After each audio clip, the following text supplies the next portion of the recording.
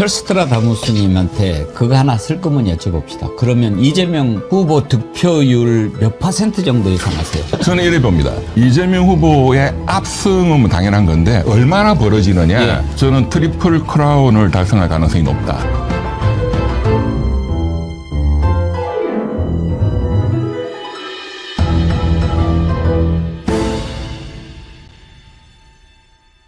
네, 시대의 예언자 철스트라다무스 이병철 변호사님 오셨습니다. 어서 오십시오. 감사합니다. 네, 지금 방금 전에 들어온 속보를 보면 법사위 청문회 열리고 있는데 조희대 대법원장이랑 대법관들은 안 나왔고 서석호 변호사는 출석을 한다고 했는데 나왔는지는 아직 확인이 안 되네요. 혹시 뭐 얘기 들으신 거 없어요? 저한테 나온다고 했습니다. 아, 그랬어요? 네, 네. 자신이 있나 보죠?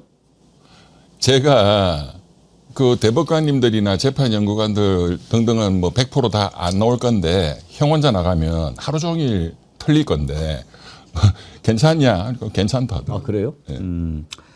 뭐 말씀하신 대로 서석호 변호사 말고 또 다른 뭐 대단한 사람이 있다면 본인은 아닐 수도 있겠지만 어느 정도 드러날지 모르겠습니다만 지금 현재 청문회 가장 뜨거운 이슈가 지기현 판사가 룸사롱에서 접대받은 게 사진까지 입수가 됐다는 거예요. 그래서 이제 천대 법원행정처장한테 이거 감찰해야 된다라고 하는데 만약에 룸사롱에서 접대를 받았다. 뭐 혼자 술 마시는데 룸사롱 갔을 리는 없고 사건과 관련해서가 아니더라도 뭔가 접대받고 그러면 청탁금지법 위반이나 뭐 이런 거 걸리지 않습니까? 당연히 청탁금지법. 왜 비싸니까. 예. 아까 들어보니까 1인당 100만 원 뭐 이상. 그걸 뭐 99만 원으로 깎기는 힘들 거고. 청탁금지법은 뭐 거의 100%죠. 예. 그거는 직무 관련성과 상관없는 거니까. 혹시 지기현 판사는 좀 아세요? 어떤 모릅니다. 사람인지? 예. 그 개인은 모르고. 예. 그 양반이 31기던데. 예. 이게 좀 중요한 게 지기현이 반드시 교체해야 되거든요. 뭐 이 사람 감옥서 넣고 이거는 뭐 그다음 문제고 예. 이 재판이 중요하잖아요. 윤석열 재판하고 뭐 중요 재판을 여기서 다 하고 있으니까 이 판사는 반드시 교체해야 됩니다. 근데 교체라는 차원에서 오늘 그것도 중요한 의미가 있는 것 같은데 감찰 들어가고 수사 들어가면 뭐 당연히 직무 정지돼요. 못하죠. 근데 사실 그것도 중요하지만 이것도 제가 그 뉴스공장 나가서 처음 얘기를 했는데 그렇게 이렇게 언론이 집중 보도를 안 하던데요. 뭐가 심각하냐 하면은 지난 2월 24일 날 법관 정기 인사가 있었거든요. 예. 그런데 사실 기자들도 그렇고 저도 그 지기현 재판부가 판사가 세 분이잖아요. 대등 재판부인 줄 알았어요. 대등 재판부가 뭐냐 하면은 세 분 다 예. 부장판사급 아. 그러니까 경력이 예. 대등하다 이거죠. 예. 굉장히 중요한 사건은 대등 재판부 제도를 운용한 지 한 4, 5년 됩니다. 고등법원에서 먼저 했고 이제 지방법원도 그래서 이제 그때 이제 검색을 해보니까 이제 지기현은 31기, 예. 그다음에 좌배석, 우배석은 오히려 기수가 더 높았어요. 29기, 어허. 30기. 어. 그러니까 이렇게 되면 한 명이 멋대로 못 하거든요. 그럼 2대1 다수결로 나중에 한다든가. 그러니까 대등 재판부가 되면 재판장도 번갈아 가면서 맞습니까? 뭐 그렇지는 않습니다. 아. 이제 재판장이 있고 예. 그 재판부가 다른 사건도 많이 하니까 그러면 세 분이 이제 많은 사건들을 3분의 1씩 나누어서 집중적으로 또 보는 걸 주심 판사라 하거든요. 예. 그럼 이제 뭐 주심 판사는 세 분 중에 한 명. 근데 어쨌든 간에 이제 세 분이서 경력이 비슷하기 때문에 그런데 이제 지기현이 얼굴을 못 보다가 지난번에 이제 드디어 얼굴이 나왔잖아요. 이제 언론 촬영. 예. 그때 제가 판사들이 들어오는데 보니까 좌우배석이 너무 어려. 이게 뭐야? 해서 확인을 해보니까 한 15년, 17년 밑에 후배들이에요. 29기, 30기라고 그러지 않았어요? 바뀐 거야. 아. 지난 2월 24일 법관 인사 때. 예. 그래서 제가 기자들한테 다 알려줬어요. 예. 이게 굉장히 중요한 거다. 이렇게 되면 지기현이가 이제 뭐 15년, 17년이 차이 나면 찍소리도 못 합니다. 예. 그리고 이분들은 새로 왔잖아요. 그 엄청난 그 수사 기록, 재판 기록을 이제 겨우 한번 읽었을까? 예, 그러니까는 뭐 내용도 전혀 모르고 그리고 뭐 어차피 찍소리 못 하고. 그러면 직위원이 단독 드립을 그래서 제가 이 대등 재판부를 굳이 양쪽 분들은 다른 데 보내고 이거 어떻게 보면 피레미 같은 판사 둘이 갖다 놨다. 이 법관 인사는 조희대 대법원장이 하는 거거든요. 예. 그러니까 이것부터가 다 그런 꼼수가 숨어 있는 거죠. 근데 이거를 주목을 해야 되는데 지금부터 주목을 또 하면 모르니까 모르니까 그렇게 바뀐 것을 누가 압니까? 맞습니다. 우리 이병철 변호사님처럼 내부를 아는 사람들이 딱 보면 이게 바뀌었네. 이거에 주는 의미는 이렇게 알 수 있는 거죠. 아하. 제가 기자들한테 한 100명한테 뿌렸는데 안 쓰더라고. 기자들도 공부를 안 하는 거죠. 그렇죠. 예, 공부를 해야 되는데. 그래서 지금 아까 이런 법원을 그냥 믿을 수 있느냐. 이제는 특검뿐만 아니라 재판소도 특별재판소를 만들어야 된다. 그런 주장을 아까 우리 김규현 변호사님이 하셨는데 그럴 필요성도 있다고 보십니까? 특별재판소는 우리 역사상 4.19 이럴 때 그다음에 우리 해방되고 나서 반민족 행위 특별. 반민특위 예. 혁명적 상황에서 만드는 거죠. 보통은 지금이 사실 혁명적 상황이죠. 예. 초유의 내란을 일으킨 그것도 현직 대통령이 예. 필요하다고 봅니다. 왜냐하면 이게 지금 대법원장까지 지금 뭐 거의 수사 대상이 돼야 되는 상황이 왔기 때문에 이 사법부를 믿을 수 없다는 국민적 그 공분이 워낙 크니까 사실은 이거 잘못 손대면 큰일 나거든요. 이 사법 시스템은. 예. 특별재판부 뭐 국회에서도 그런 얘기하는 거 제가 조금 들었는데 예. 의원들한테 이제 점점 그런 상황으로 가고 있는 거죠. 만약에 룸살롱 사진이 튀어나오고 막 이런 게 물증이 나온다면 뭐 여론이 가만 안 있겠죠. 예. 그런 상황이라고 봅니다. 알겠습니다. 한번 그런 것들도 이제는 생각을 해볼 때가 된 것 같습니다. 그래야 뭔가 좀 정의가 바로 서지 않겠습니까? 맞습니다. 그리고 이번에 사법 카르텔의 실체가 완전히 드러나지 않았습니까? 정말 무섭네요. 무섭죠. 어마어마하네요. 예, 대통령은 깜빵 가도 법조 카르텔은 영원히 지배한다. 이런 게 뿌리 있게 박혀 있거든요. 앞으로도 변하지 않을까요? 그러니까 그거를 바꿔야 되는 거죠. 예. 스스로는 절대로 안 바뀝니다. 예, 그 영감 소리 듣다가 20몇 살 때부터. 그러니까 사실 이 법조계는 문화가 조선시대예요. 조선시대. 양반, 예. 반존민비. 뭐 동학농민전쟁 터졌을 때 그 탐관오리로 그 유명한 고부군수 조병가. 조병학이. 예, 그런 눈으로 국민들을 봅니다. 지금도. 지금 젊은 법관들도 마찬가지예요. 사실은 이번에 전국 법관 회의 뭐 26일 날 뭐 예. 열린다는데 사실은 이전에는 이거보다 훨씬 작은 사건 가지고 전국 법관 회의가 열리고 막 그런 움직임이 많았거든요. 그런데 지금은 전국 법관 회의도 겨우 5분의 1, 20% 겨우 26명 동의받고 겨우 요즘 젊은 법관들은 훨씬 더 보수화되어 있습니다. 예, 그 보수화라는 게 무슨 나이든 그 TK 어떤 그런 개념의 보수, 극우 보수화가 아니고 완전 자기 이기주의, 그냥 자기 보신주의. 이제 그런 게 굉장히 강한 것 같아요. 예.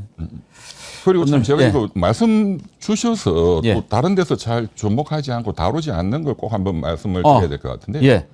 지금 이제 사법개혁에 이번에 과제로 떠오른 게 대법관들을 숫자를 늘려야 된다는 거죠. 예. 이것도 굉장히 해무거운 과제입니다. 20년 이상 된.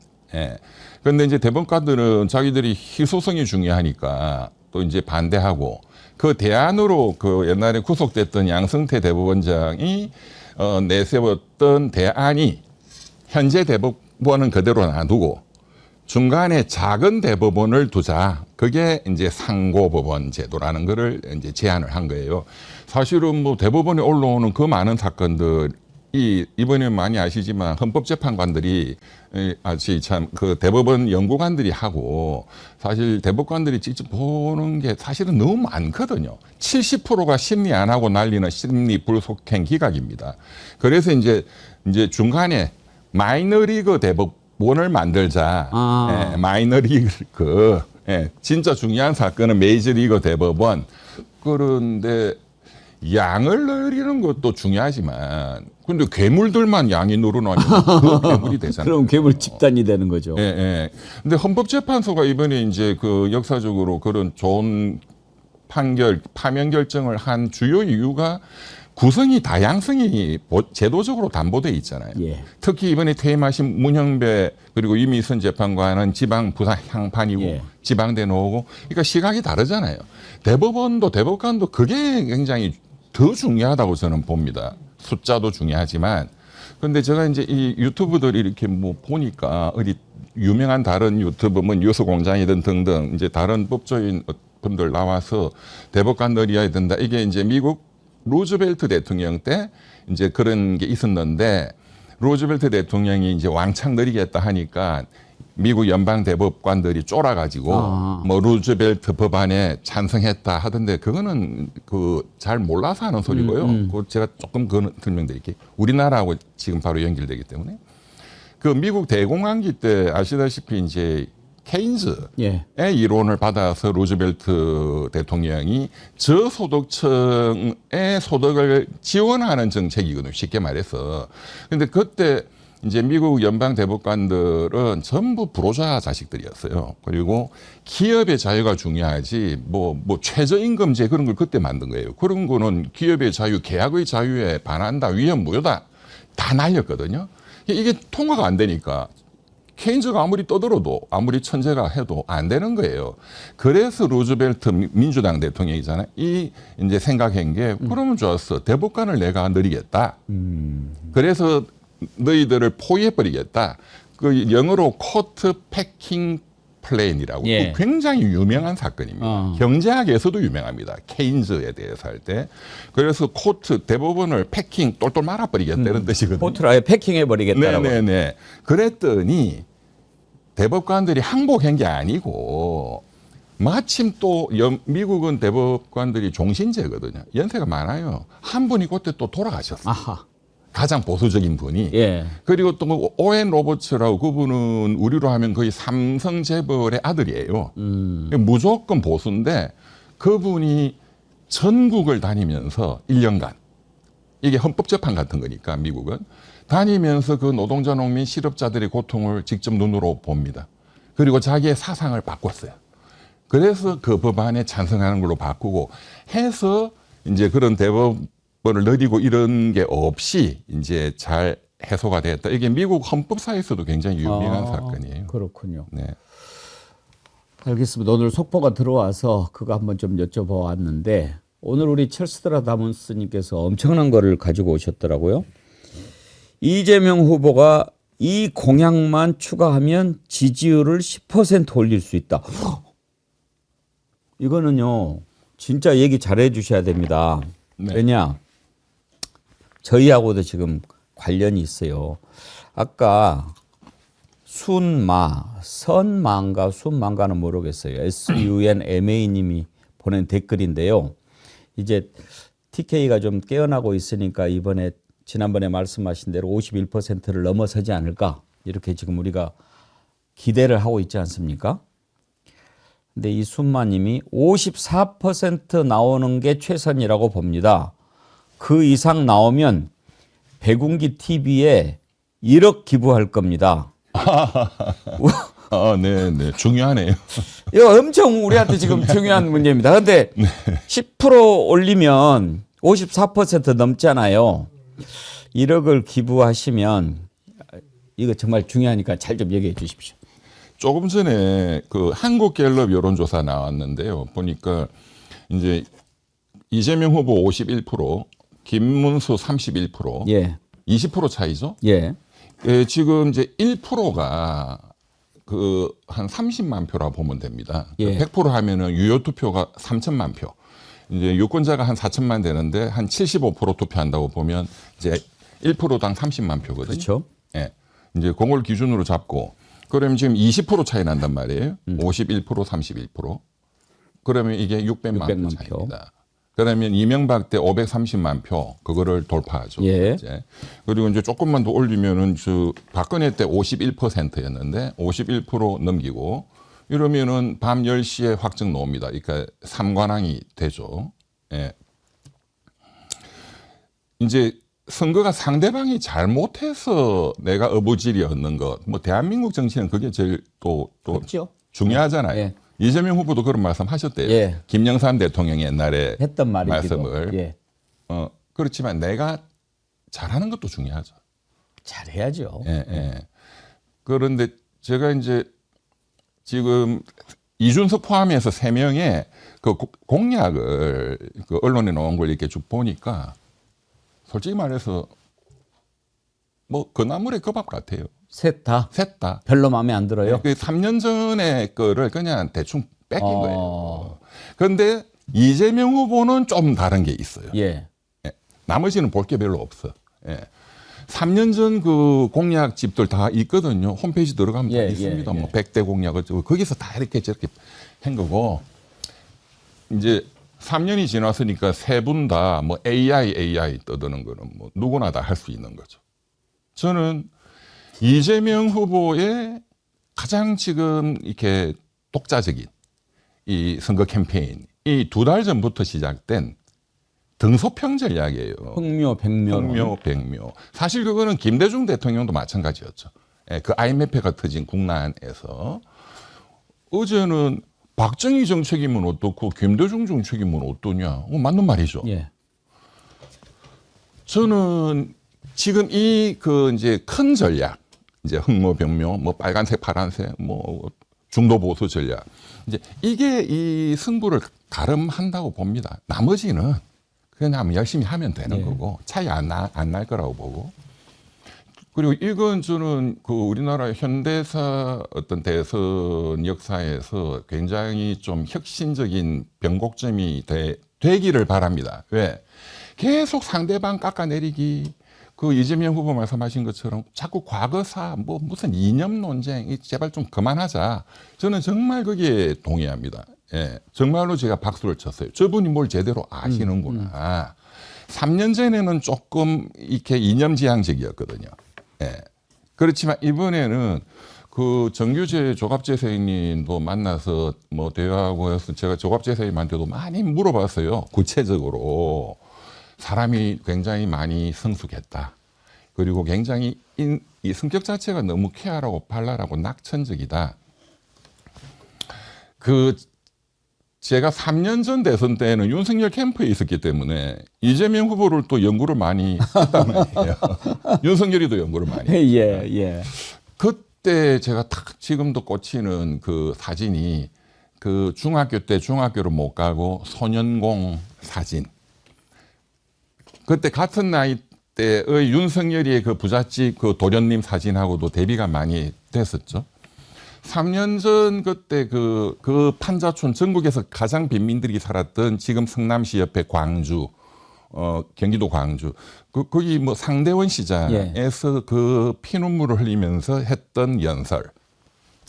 그걸 제가 어제 다시 한번 봤는데 그 사진도. 정말로 이 가슴에서 폭발해 나오는 그 과거에 어려웠던 그게 대한민국 현대사잖아요. 이 시가 탁 생각이 났어요. 한 송이 국화꽃을 피우기 위해 천둥은 먹구름 속에서 또 그렇게 울었나 보다. 지금은 굉장히 성숙한 좀 경세가라는 느낌을 가졌습니다. 좌우 그런 거 필요 없다. 자신감 있고. 좀 사상가적인 어떤 느낌도 가졌고요. 김대중 대통령의 71년도 장충단 유세. 제가 솔직히 말해서 그 정도까지는 아니지만, 그 정도까지 가고 있는 가 아닌가 이런 생각을 했습니다. 그 등소평이 1978년도에 흥묘 백묘론을 주장했거든요. 76년도에 10년간의 문화대혁명이 끝났고 모택동이 죽었죠. 2년 동안 강청 4인방이 이제 그 심판을 받았고, 이제 등소평이 집권해서 이 못 사는 사회주의를 잘 살게 만들자. 그때 지금 이재명 후보처럼 좌면 어떻고 우면 어떠냐. 인민이 잘 살아야지. 그래서 흥묘 백묘를 내세우기 전에 등소평이 뭘 했냐 하면은 일본 도요타 자동차를 방문합니다. 또 미국의 주요 기업들을 방문합니다. 그리고 돌아와서 흑묘백묘론을 주창합니다.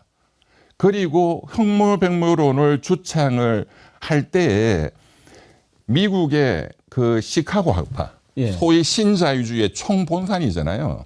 윤석열이가 허관을 떠드는 그 밀턴 프리드만. 예? 밀턴 프리드만이 그 70년대에도 세계적으로 유명했어요. 왜냐하면 76년에 노벨 경제학상을 받았거든요. 그런데 그 밀턴 프리드만의 위대한 스승이 하이에크입니다. 예. 하이에크도 시카고 학파죠. 하이에크는 72년에 노벨 경제학상을 받았어요. 그러니까 그 70년대에 이미 세계를 장악한 사상가들이죠. 그런데 어쨌든 좌파의 극단의 우파의 사상인데 그 위대한 하이에크 교수를 78년도에 북경에 초청합니다. 저는 그게 미중 수교, 그 키신저와 주올레 간의 핑퐁 외교의 결과 나온 미국과 중국 간의 국교 정상화보다도 저는 역사적으로 훨씬 더 중대한 사건이라고 생각합니다. 이거는 정치적인 사건이지만 이건 경제를 다 바꾸는. 그 하이에크 교수한테 물었어요. 등소평 주석이 우리 인민들이 지금 1년에 수백만 명이 굶어 죽는다. 일단 굶어 죽지 않게 하려면 어떻게 해야 됩니까?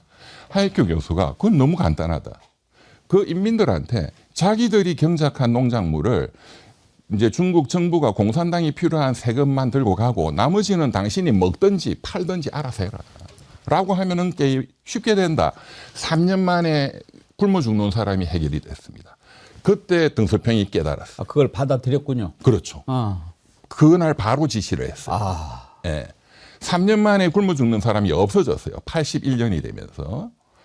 그러면서 개혁개방에 자신감을 가졌지. 아, 사회주의도 시장경제를 할 수 있구나. 등소평이 했던 유명한 말이 한국을 보라.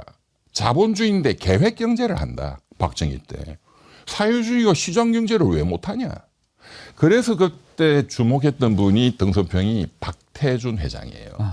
왜냐하면 이제 이 경제를 건설하기 위해서 가장 중요한 또 산업이 철강이잖아요. 철강이 있어야 뭐 무기도 만들고 뭐 자동차 뭐 모든 게 되니까. 그런데 한국에 보니까 박태준이라는 군인 출신이 철강왕이잖아요. 포철이. 그래서 등소평 주석이 박태준 회장을 굉장히 존경했습니다. 그래서 이번에 저는 이재명 후보에 대해서 깜짝 놀랐어요. 그 한 3주 전인가요? 현충원 예. 박태준 회장 묘역에 굉장히 오랫동안 또 머물렀다고. 아, 저분은 등소평을 완전히 이해를 하구나. 등소평이 그 굶어 죽는 나라를 40년 만에 지금 세계 G2로 만들었어요. 그거는 등소평이에요. 등소평 한 명의 위대한. 아, 저는 이재명 후보에 대해서는 저는 앞으로 5년간 믿을 수 있겠다. 이 나라가 GDP가 일단 4%를 올려야 됩니다. 가능합니다. 예. 대통령만 잘하면. 왜? 윤석열이가 너무 개판을 쳐놨기 때문에 원상회복만 해도 2, 3% 올라가요. 조금만 더 잘하면 4, 5%. 문재인 대통령 그때는 코로나가 있었잖아요. 예. 그때 마이너스였거든요. 마이너스 1%. 그때 빼면 문재인 정부도 뭐 경제 수치, 거시 수치는 괜찮습니다. 그 마지막 해 4.1%였고 이제 4개 년도를 평균하면 한 3.4%거든요. 박근혜 때도 무난했어요. 3.5% 정도. 이명박 대통령 때는 굉장히 좋습니다. 그때는 국제금융위기가 터졌잖아요. 그래서 첫 해에는 0.8% 정도 외국에 비하면 굉장히 좋은 성적이었고 5년간 평균이 한 뭐 4.5% 가까이 됐으니까요. 그거 괜찮았죠. 뭐 노무현, 김대중 대통령도 괜찮았어요. 그러니까 윤석열, 왜냐하면 대통령이 놀아도 대한민국 시스템이 그렇게 만드는 거거든요. 근데 윤석열은 윤석열 개인이 이 경제 시스템을 그냥 박살을 내버린 거예요. 예.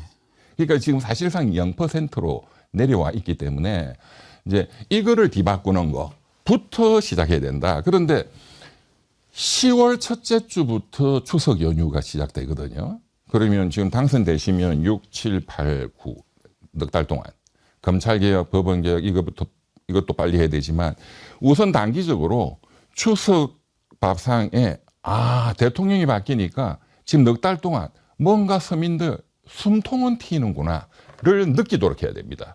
거기서 승부가 날 겁니다. 예.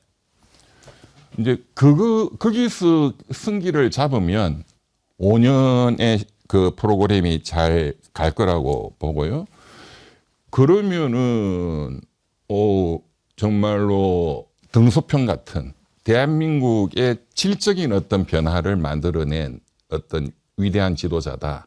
어떤 그런 지금 역사적인 대선이다. 저는 그렇게 봅니다. 오늘 마치 우리 이병철 변호사님한테 특강을 듣는 그런 느낌으로 잘 들었습니다. 자, 그러면 이제 10%를 올리려면 지금 갖고 있는 그 흥묘백묘론, 그 말하자면 실용주의를 갖고 가야 된다. 그 말씀인데 거기에 덧붙여서 어떤 공약이 더 들어가야 한다고 보시는 겁니까? 제가 대통령 후보라면 이런 걸 할 것 같아요. 사진 하나 띄워주실래요? 윤석열 그 재벌들하고 떡볶이 먹는 거. 아하. 윤석열 대통령이 한 최악의 경제에 대한 사진이 저는 이거라고 생각합니다. 재벌들 줄 세워놓고 허구한 날 불러서 저 바쁜 분들한테 그리고 또 술 퍼먹이고 엑스포 때문에 파리까지 가가지고 거기서 또 술이 떡이 되도록 만들고 이거는 진짜 있을 수 없는 거거든요. 있을 수 없죠. 재벌들을 불러 모으는 장면은 미국, 일본, 독일, 영국 제대로 된 이 자본주의 선진국에서는 없습니다. 중국이 공산당 독재고 시진핑은 엄청난 독재자지만 이런 거 안 합니다. 절대로. 시진핑은 굉장히 겸손해요. 푸틴이 조금 저런 장면들을 보여왔죠. 가끔. 그런데 그 양반도 재벌 한 명 정도 불러서 혼내고 이렇게 하지 저렇게 병풍 세우고 이런 짓은 안 합니다. 왜? 저게 굉장히 지도자한테는 안 좋은 장면이거든요. 예. 그러니까 제 같으면 그런데 역대 대통령들이 또 정기적으로 청와대 재벌들 회장들을 불렀어요. 어떤 정부도 똑같이 했습니다. 제 같으면은 재벌들을 부르는 거를 절대로 5년 내내 안 하겠어요. 근데 윤석열이 저때 한 번만 부른 것도 아닙니다. 수시로 불렀고 또 어디 갈 때마다 오라고 그러고 또 안 보이는 심지어 데서 술 먹여가지고 어떤 토하게 회장은 만들고. 엘리베이터에서 기어 나왔다는 거 아닙니까? 네네네. 근데 재벌 회장들은 정부가 재벌뿐만 아니라 특히 대기업은 경쟁력이 있기 때문에 정부가 손을 안 대는 게 도와주는 거예요. 어줍잖게 뭘 하겠다 이런 걸 안 하는 게 만약에 필요한 정부의 지원이라도 이런 게 있다면 그거는 각 부처 장관들이 그 대기업한테 찾아가서 장관들이 찾아가서 만나야 돼요. 부르고 이렇게 건방 떨면 안 되고. 그러니까 이게 본질적으로 이 생각이 바뀌어야 되거든요. 유교적인 관존민비를 때려 부셔야 됩니다. 예. 그게 가장 근본적인, 그러니까 정부 조직 자체가 지금 이재명 정부는 관존미, 관이 우위다는 생각을 일단 두들겨 부셔야 돼요. 예. 그렇지만 상당히 그게 어렵거든요. 그러나 대통령이 하면 또 따라옵니다. 그러니까 나는 재벌들을 부르는 것을 안 하겠다.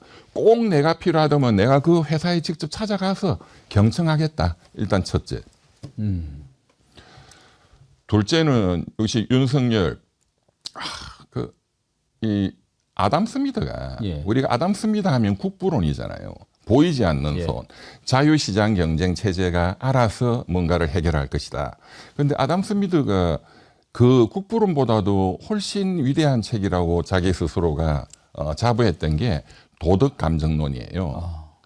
자본주의라는 시장 경제가 이게 작동하기 위해 체제가 유지가 되려면 이것보다 더 근본적인 게 있다. 도덕이 있어야 된다. 특히 지배계층은 그러니까 윤석열이면 약자에 대한 연민이 있어야 된다 했어요. 심퍼시, 약자를 보호하려고 하는 그 가슴 아파하는. 예. 그리고 스스로 자기 지배 권력, 스스로 관찰하는 그 자기 관찰자. 이 두 가지가 작동해야 그 사회가 유지가 되고 그게 돼야 무슨 보이지 않는 손도 움직이고 한다 이런 뜻이죠. 그 두 가지는 윤석열한테 전혀 없는 건데. 전혀 없는 거죠. 예. 이재명 후보는 그게 가능하리라고 있지요. 저는 봅니다. 네, 느낍니다. 예. 대통령이 그게 돼야 집권 여당도 그렇게 바뀌고 정부도 그렇게 바뀝니다. 지금도 고위공무원들은 저도 뭐 행정고시 출신이고 하지만 대한민국의 고위공무원들은 판검사들뿐만 아니라 3급 이상 되면 국민을 그냥 이렇게 백성으로 봐요. 조선시대처럼. 지금도 여전히 똑같습니다. 그래서 저는 다음 총선 때는 좀 제발 좀 민주당도 공무원 출신 좀 많이 하지 마시라. 국민의힘은 완전히 이거는 뭐 그냥 조선을 팔아먹은 노론들이죠. 예. 민주당도 많습니다. 근데 저는 법조인이 너무 많아요. 민주당이 법조인 출신이 31명입니다. 여기는 민변이나 변호사 출신이 많고 이쪽은 검사 출신이 많죠. 20명. 판검사. 예, 다 합하면 60명이에요. 60명이면은 300명 국회의원 중에 20%죠. 법조인 그 사람들이 대한민국 1000만 명을 대변하나요? 이게 너무 과잉 대표돼 있어. 그리고 공무원들이 너무 많아요. 예. 이제 이런 것도 그거는 이제 다음 총선 때 바뀌어야 될 문제지만 집권하자마자 6월 달부터 공무원들이 국민들에게 진짜로 머리를 숙이는 거를 보여줘야 돼요. 첫째, 제 같으면 IMF가 6.25 이후에 최대 국난이었잖아요. 그거를 2년 만에 김대중 대통령이 해결을 했어요. 그게 외환위기였으니까. 예. 달러가 나가서 생긴 문제잖아요. 김대중 대통령이 딱 2년 만에 그 IMF에 빌린 돈을 다 갚았거든요. 이게 외환위기를 완전히 해결했죠. 진짜 놀라운 거죠. 예, 그 국제적으로 비교를 하더라도. 그때 동남아가 다 넘어갔기 때문에. 그때 고통 분담하자. 대통령부터 월급 깎겠다. 그때 제가 찾아보니까 대통령 월급이 한 400만 원 정도 수준이었더라고요. 400, 500. 깎은 뒤로. 이제 거기서 이제 깎는다. 그랬나요? 근데 지금 윤석열이 월급 보니까 1억 얼마잖아요. 2억이요. 연봉이 2억 6천이에요. 저도 깜짝 놀랐어요. 2억 6천이야. 뭐 하는 게 있다고. 아이고. 네? 그것도 막 뭐 3%씩 올렸더만요. 2억 6천? 제가 대통령이면은 절반으로 깎였어요. 내 5년 동안. 절반만 해도 1억 3천이면 일반 국민들 아마 대통령 월급이 한 달에 2천만 원 이상 받는다라고 하면 깜짝 놀랄 겁니다. 굉장히 인상이 많이 됐네요. 보니까. 저 같으면 절반에도 충분할 것 같은. 공무원인데 말이죠. 예, 예. 그래서 재벌들 줄 세우는 거 안 한다. 내부터 월급 반만 받겠다. 예. 국민들이 평가해달라. 내가 일 잘하면은 조금 더 주세요. 보너스를. 예. 그것은 근본적으로 아담 스미드가 말한 그 연민과 자기 관찰. 그 사상에서 출발하고 이재명 대표님은 그게 굉장히 이 철학적으로 잘 준비되어 있는 분 같아요. 예. 그러면 이제 그러면 이제 두 가지 중요한 것을 주셨어요. 재벌들 줄 세우지 않겠다. 고통 분담 차원에서 나부터 월급 50% 깎겠다. 네. 뭐 이렇게 하고 네. 또 세금 그다음에 같은 거 있지 않을까요? 예, 지금 윤석열 씨가 경제를 박살낸 가장 중요하고도 근본적인 게 감세거든요. 세금을 깎는다. 그 사진 좀 띄워주실래요? 레이건 대통령. 레이건. 그게 감세도 재벌 감세 그리고 종부세 땅 부자 감세였어요. 근데 이게 전혀 지금 3년 동안의 경제에 아무런 역할을 못했어요. 재벌 땅 부자만 뭐 좋게 만들었죠. 수십조를. 그리고 지금 매년 세금이 4, 50조씩 빵꾸가 났어요. 예. 그러니까 저소득층 지원이나 이런 게 다 엉망진창이 된 거고 지금 최근에 선생님 그 우리 KF-16 전투기 예. 그 민가를 폭격했잖아요. 그랬죠. 그건 있을 수가 없는 거거든요.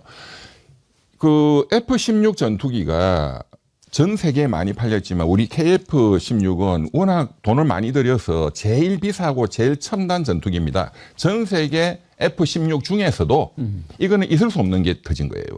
왜 그러냐? 윤석열이가 집권해 갖고 지금 기억해 보시면 강릉에서 현무 미사일, 우리가 세계적으로 자랑하는 미사일이거든. 현무가 동해로 발사했는데 이게 돌아와 유턴해가지고 다행히 민간은 아니었지만 군부대에 떨어졌잖아요. 이런 일이 왜 터질까요? 그는 정말로 초첨단 전략 자산인데 이건 저는 이제 이건 군사상 문제니까 제가 뭐 속단할 수는 없지만 저는 이 근본적인 문제는 이 첨단 전략 자산은 사오는 것도 비싸지만 유지 관리하는 비용이 훨씬 많이 들어요. 지금 돈을 다 빵꾸를 내놓으니까 분명히 이런 유지 관리비 이 예산이 줄어들어서 수많은 문제가 지금 터지고 있는 것이다. 저는 또 너무나 위험한 거죠. 그런데 이제 그 레이건 그 예, 그 대통령 사진은 잠깐 어떤 한번 사진이죠? 우리 시청자들 공부도 좀 하실게요. 예.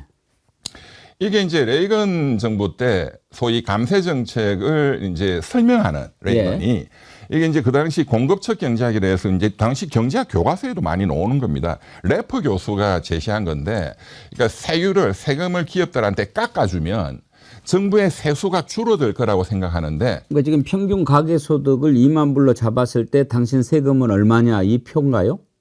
뭐 이 좀 자세한 거는 일단 놔두시고, 예. 이제 이렇게 내려왔다 올라가는, 내려왔다 올라가는. 예, 이제 그 개념으로 제가 설명을 해드릴게요. 예.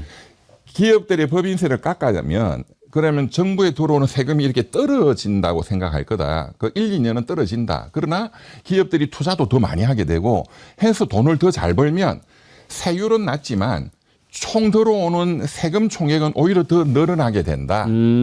예, 하는 게 래프 곡선이에요. 예. 그래서 이제 그 레이건 정부가 저걸 썼는데 실패했어요. 아. 그 당시에는 이게 경제 상황에 맞게 써야 되거든요.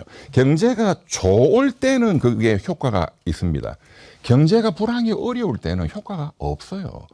기업들이 투자 안 하는 게 미래 불확실성 때문에 안 하지, 세금이 좀 비싸다고 안 하고 세금 깎아준다고 하고 이렇지가 않거든요. 그래서 레이건의 저 정책은 그때 실패했어요. 오히려 재정 적자가 더 늘어났지. 그런데 이제 레이건 대통령이 이제 미국에서 위대하다라고 이제 칭송받는 대통령이 또 된 이유 중에 하나는 소련이 붕괴함으로써 군사비 지출이 확 줄었거든. 그래서 재정 적자 문제가 많이 해결이 됐어요. 그 바탕으로 이제 민주당 정부로 넘어가면서 클린턴 정부 때는 경제가 좋았죠. 레이건 대통령이 이런 말을 했습니다. 그분이 이 소통의 달인이잖아요. 공화당 출신 뭐 대통령 중에 가장 국민들하고 소통을 잘했던, 예. 민주당은 소통 잘한 분들 많습니다. 뭐 케네디, 클린턴, 뭐 오바마 등등. 레이건 이제 후보가 그때 79년도 대선에 나와서 그 당시 현직 그 상대 후보가 카터잖아요. 예. 민주당 카터 대통령. 그때 경제가 2차 오일 쇼크 터지고 미국은 베트남전에 너무너무 많은 돈을 썼고 엉망진창이었는데, 이제 이 경제가 이제 핵심 그 쟁점이 되니까 레이건 후보가 한 말이, 경기 후퇴는 내 옆집 사람이 실업자가 되는 것이고, 경기 불황은 내가 실업자가 되는 것이고, 경기 회복은, 이게 중요하잖아요. 예. 카터 당신이 실업자가 되는 것이다. 오호. 내가 대통령이 되는 야. 거다. 예. 저는 이재명 후보가 대통령이 되는 게 대한민국 경기 회복의 출발이라고 생각합니다. 야, 그 다시 한번 읊어봅시다. 경기 후퇴는 내 옆집이 실업자가 되는 거고, 네. 경기 불황, 불황은 내가 실업자가 되는 거고, 경기 회복은 유가. 예. 야, 국민의힘 너가 나가야 된다. 아팠네. 예. 아. 그러니까 지난번에 이병철 변호사님이 그 말씀하셨던가요? 지금 강남의 100억 가진 부자들의 고민은 어떻게 하면 이 100억 재산을 1000억으로 불릴까 하는 데 있지 않고, 어떻게 하면 내가 이 100억을 안 뺏기고, 어떻게 하면 이 100억을 내 새끼들한테 물려줄 수 있을까 하는 것이 가장 큰 고민인데, 혹시라도 이재명이 대통령이 되면 내가 그거 뺏기고 자식들한테 못 넘겨주고 이거 세금으로 다 뜯기지 않을까, 이런 걱정 때문이다. 그 얘기를 혹시 변호사님 하셨나요? 내가 어디서 들었어요. 네. 그런 걱정을 한다는 거죠, 강남 부자들은. 뭐 좀 그것도 뭐 일리는 있네요. 그런데 그 이재명 후보께서 한 한 달 반 전에 흑묘백묘 이거를 이제 주장을 하시면서 바로 이제 뭐 100억대 뭐 그런 거 포함해서 지금 서울에 이제 특히 이제 한강 주변 주요 아파트값 높은, 여기는 아파트 한 채인데 아파트 값이 너무 떴으니까 상속세나 증여세가 너무 이제 많이 내야 되는, 그래서 좀 문제가 있는 이제 뭐 그것도 중상류층 이게 그런 걱정거리가 많으니까, 또 노인분들 그 아파트 한 채 뭐가 돈이 나오는 것도 아니고 살고 있는데 이제 그 문제를 해소해 주겠다 해서 이제 그 상수 세율을 줄인다든가 또는 과표 구간을 올린다든가 하는 거를 제시를 했잖아요. 그때 그 이슈가 완전히 폭발했거든요.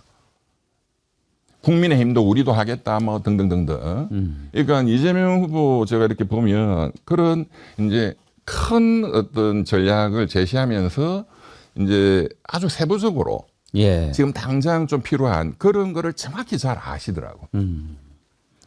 세금 부분. 그러면 이걸 좀 줄이면은 어떤 공약이라고 할 수 있을까요? 세금 관련해서.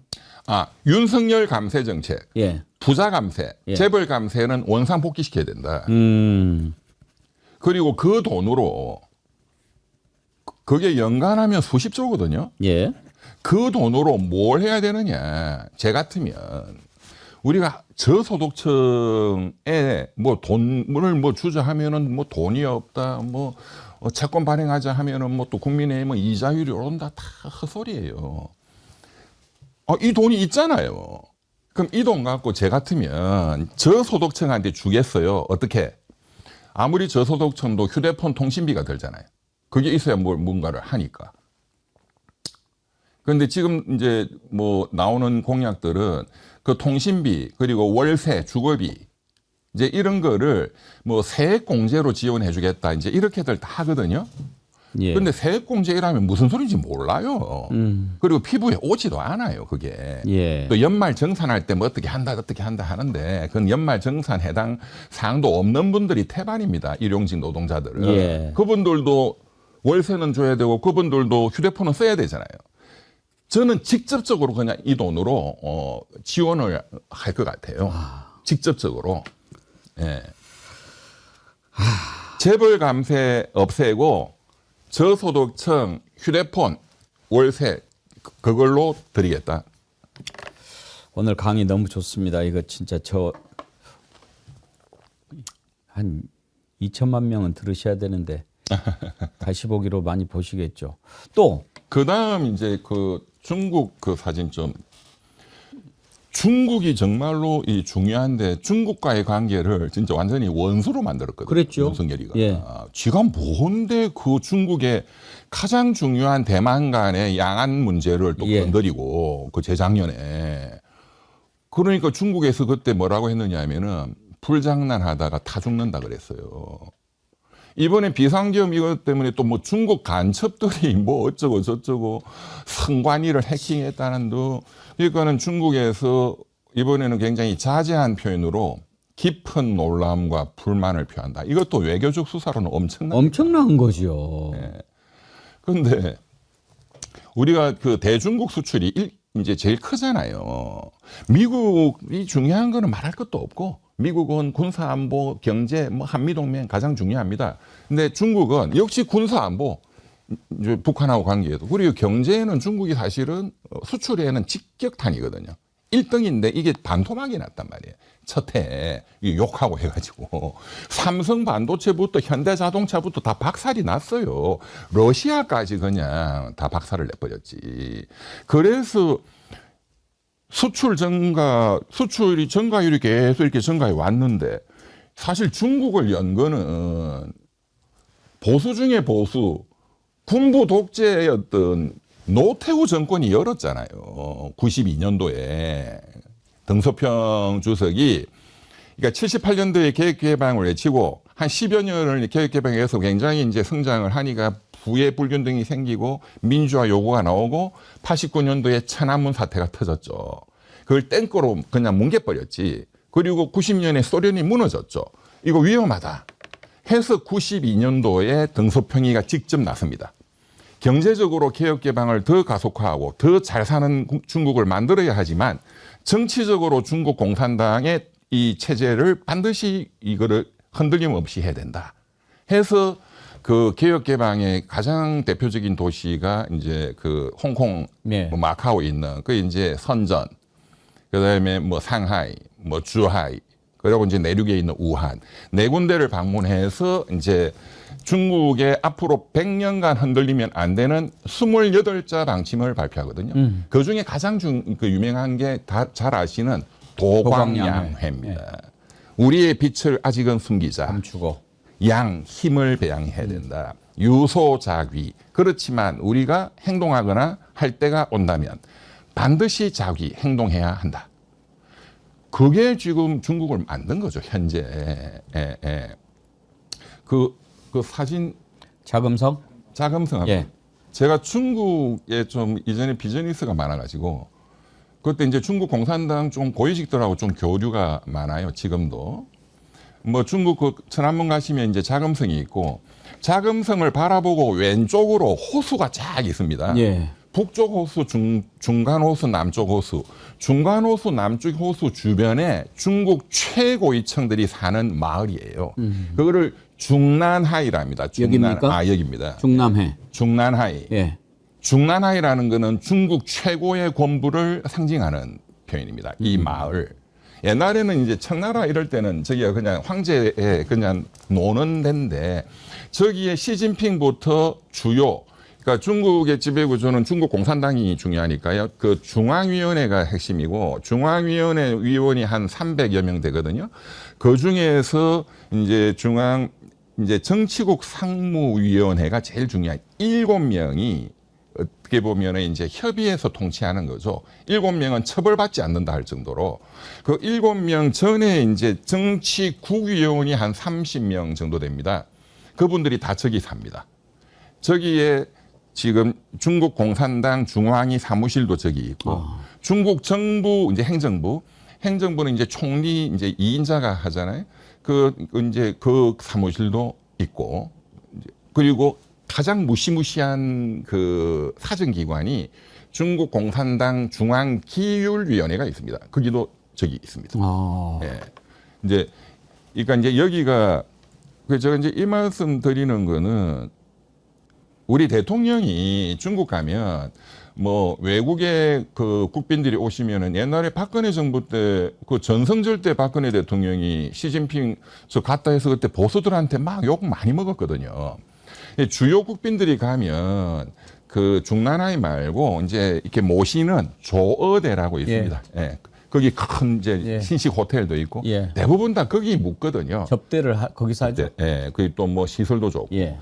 저 조금 전에 중난하이는 시설은 오래돼 가지고 별로 안 좋아요. 제가 가봤거든요.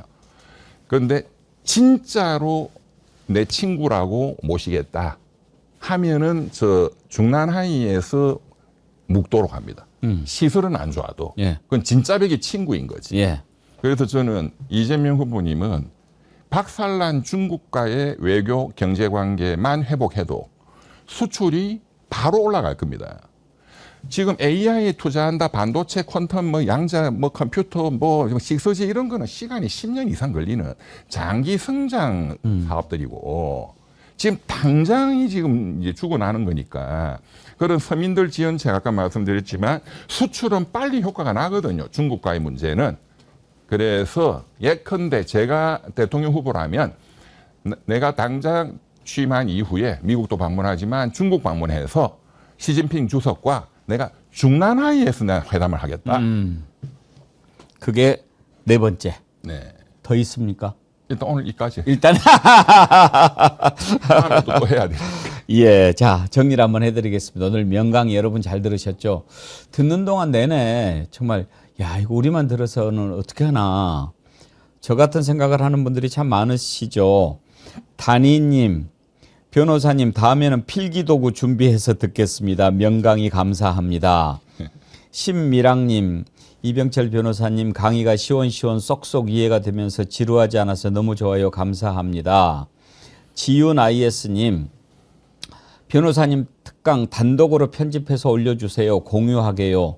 듣고 또 들어서 유식해질랍니다. 아담 스미스 강의를 직접 듣는 것 같습니다. 네. 권미선님, 변호사님의 이재명 후보 공약과 정책을 잘 풀어서 설명해 주시니 귀에 쏙쏙 들어오네요. 감사합니다. 변함없이님, 이병철 변호사님 귀한 말씀 정말 좋네요. 제가 깊어지고 넓어지는 느낌입니다. 멋지십니다. 예, 여러분들도 저랑 똑같이 들으셨죠? 저는 또 그런 생각을 하나 들으면서 했어요. 우리 이병철 변호사님이 음성이 좋잖아요. 중국에서도 뭐 이렇게 활동을 많이 하셨다고 그랬는데 제가 장점인 주석을 직접 이렇게 가까이서 본 적이 있거든요. 네네. 참 음성이 그 사자 울음소리 있잖아요. 아, 그냥 막 울리는. 네, 네. 근데 모르겠어요. 그 장재민 주석 이렇게 이제 갔을 때 우리 이제 국가 대표들하고 같이 갔으니까 근데 그 공간을 그렇게 만들었을 수도 있어요. 이렇게 뭐 그리스나 뭐 그런데 로마 가면은 이렇게 된 원형극장 밑에서 이야기해도 저 끝까지 들릴 수 있는 그런 네, 공간 네, 배치를 네, 하지 네, 않습니까? 네. 근데 거기도 지금 거기 앉으신 자리에서 가까이는 못 가니까 지금 저의 한 2배 정도 되는 뒤에 있는데 와 뭐 이렇게 했는데 막 가슴이 퉁퉁 막 치는 것 같은 느낌을 받았거든요. 목소리가 정말 저렇게 울림이 큰가 공간을 그렇게 만들어놨나 마이크 아닌데도. 네, 네. 근데 오늘 그런 느낌을 가졌어요. 우리 이 변호사님이 음성도 좋지만 어떤 내용이냐에 따라서 또 울림이 다른 것 같다 그런 생각을 했는데 오늘 아주 특강 너무나 잘 들었습니다. 찰스트라다무스 시대 예언 이렇게 했는데 시대 특강으로 제목을 바꿔야 되는가? 장재민 주석 만나신 때가 아마 2000년대 초반일 그렇습니다. 것 같네요. 그 사실 집권할 이제 이회창 총재 때 갔어요. 아. 예, 그때 이제 대선 앞두고 이제 중국과의 관계 뭐 이렇게 하면서 이제 제가 그때 한나라당 출입할 때였는데 등소평 주석이 예, 상하이 아까 이렇게 그거를 개발하면서 이제 등장한 지도자, 만든 지도자가 장재민이죠. 상하이 방의 대장이죠. 그렇죠. 예. 장재민이 누렸던 권세보다도 지금 시진핑은 아주 수십 배 비교가 안 되죠. 거의 마오 모택동 쩌둥 수준 아닙니까 지금? 공식적으로는 예. 모택동도 주요 3개의 권자를 쥐지 않았어요. 등소평도 마찬가지고 주요 3개 권자라는 게 중국 공산당 주석, 그다음에 군대가 중요하니까 군사위원회 주석, 그다음에 이제 정부를 대표하는 이제 정부 전체의 주석 이 3개를 다 지었어요. 그러니까 그때 윤석열 들어섰을 때 우리가 제일 걱정했던 것이 그런 거였거든요. 주변 국가들이 다 절대적 리더십을 가진 지도자들이 스트롱맨. 아니었습니까? 스트롱맨들. 푸틴 그렇죠. 시진핑 그렇죠. 이 사람들은 이제 거의 뭐 절대 권력을 갖고 있고 영원히 지금 해먹을 판이고 거기에 일본도 이제 아베였는데 거기에 윤석열 할 수 있는 게 술 잘 마시는 거 빼놓고는 뭘 갖고 해보겠다는 건지 걱정을 많이 했잖아요. 네, 네. 그런데 결국은 이렇게 됐는데 그나마 감사한 게 저는 3년으로 끝나서 빨리 끝나. 이건 하늘이 우리한테 주신 기회다. 지 성질을 못 참아서 그냥 스스로 무너진 거니까. 예. 거미줄 최정환님 수요일마다 찰스트라다무스 강의 어때요? 아 예, 그렇게 모시려고 합니다. 샬롯님 변호사님 바리톤 성악가 같아요. 노래 잘하시지요? 제가 한번 여쭤볼게요. 노래 잘하시죠? 그 음성 너무 좋은데. 노래방 한번 가시죠. 첼치아노 파바로티. 오늘 기록이네요. 실시간 동접자보다 좋아요가 더 많은. 예, 야 오늘 강인데 골든 크로스가 이래. 우리 정어리 애청자님들이 이렇게 수준이 높으시다니까요. 높으시네. 예, 우리 정어리 TV가 그렇습니다. 예. 배원성님 5천만 국민들이여 이 방송 보이소. 경상도 예, 분이. 고맙습니다. 다음 주도 또 기대해 보겠습니다. 감사합니다. 예, 감사합니다. 찰스트라다무스 오늘 이병철 변호사님이 예언은 아니고 이것만 추가하면 10% 지지 올릴 수 있다 이렇게 말씀해 주셨는데 들을수록 고개가 끄덕끄덕여지는 그리고 이런 부분들 우리가 놓치고 있었던 거 아닌가 돌아보게 되고 이렇게 해야죠. 이런 분들이 계시니까 또 희망이 보이지 않습니까? 오늘 우리가 TK의 변화, 깨어나는 TK에 대해서 생각을 많이 했는데요. 정말 TK 지역에 계신 분들한테 다시 한번 말씀드립니다. 여러분들이 해왔던 그동안의 선택, 이번에 한번 진지하게 성찰해 보시고 과연 어떻게 하는 것이 대한민국이 잘되게 하는가 이걸 생각하고 투표를 하시자 이 말입니다. 그게 어떻게 보면 TK 지역 주민들의 자존심과 자부심에도 더 걸맞는 선택 아닙니까?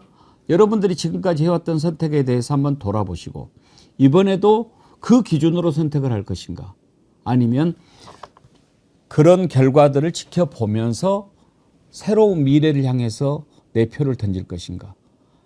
남은 시간 동안 그런 걸 좀 생각해보는 그런 기간이 됐으면 합니다. 예, 함께 해주셔서 감사하고요.